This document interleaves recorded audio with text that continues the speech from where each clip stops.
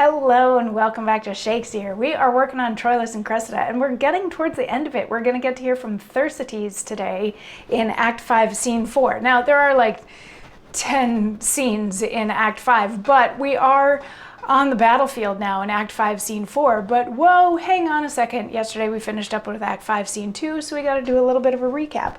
And what happened in Act 5, Scene 2 is Troilus and Ulysses saw Cressida and Diomedes flirting and saw Cressida give Troilus a sleeve to Diomedes as a token of her love for him. So Troilus now really wants to kill Diomedes, and also Achilles really wants to kill Hector, even though he's in love with Hector's sister. So in Act 5, Scene 3, we start out with Andromache, who is Hector's wife, and Hector, and she's like, please don't go to the battlefield today. I had really bad dreams about what's going to happen. You need to stay home and stay safe. And he's like, stupid woman. And then Cassandra comes in and she's like, I've had really bad premonitions. Hector, you shouldn't go into battle today. And he's like, stupid woman. And then Troilus comes in like all hot and ready to go. He's like, come on, let's go fight. And Hector's like, no, you shouldn't go to the battlefield today. And Troilus is like, no, but I really want to kill Diomedes.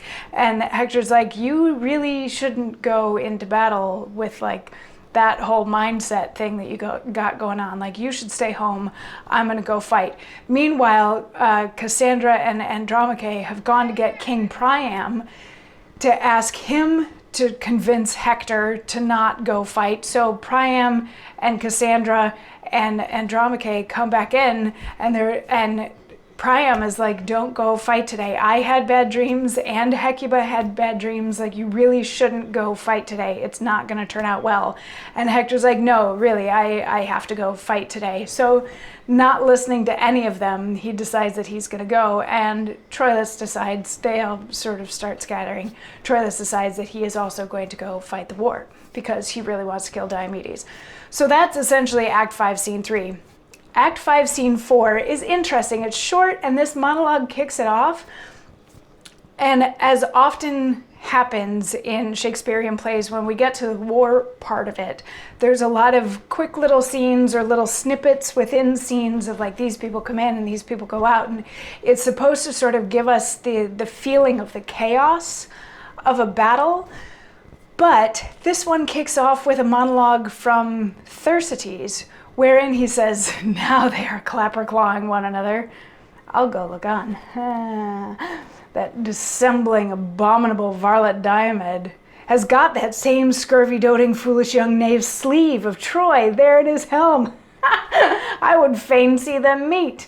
That same young Trojan ass that loves that whore there might send that Greekish whore-masterly villain with the sleeve back to the dissembling, luxurious drab of a sleeveless errant. On the other side, the policy of those crafty, swearing rascals that stole old mouse-eaten dry cheese Nestor, and that same dog-fox Ulysses is not proud worth a blackberry. They set me up in policy, that mongrel cur Ajax against that dog of as bad a kind Achilles. And now is the cur Ajax prouder than the cur Achilles and will not arm today. Whereupon the Grecians began to proclaim barbarism, and policy grows into an ill opinion. Soft, here comes Sleeve and the other.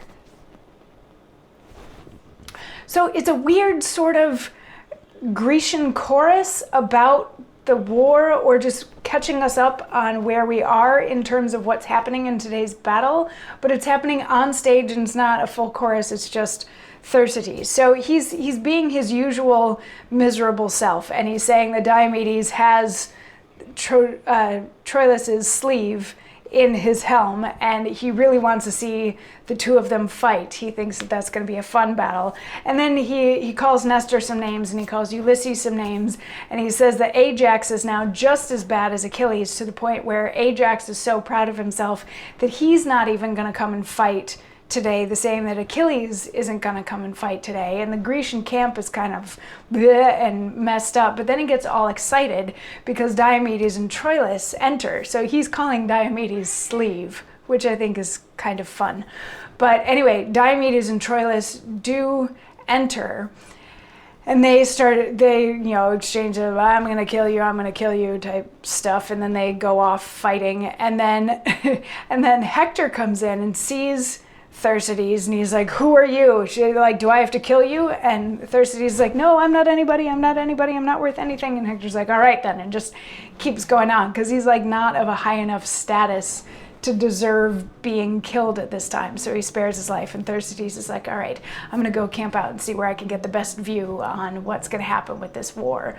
And that's the end of Act 5, Scene 4. So to me, it's an interesting prologue to a war. It's almost a Greek chorus of what's going on. It's very expositional, but through the lens of Thersites, who's just kind of a miserable person, just telling us what's going on and giving us the background information that we need before we start into the quick little chaos of, 3-line scene, 3-line scene, 3-line scene that will be this war.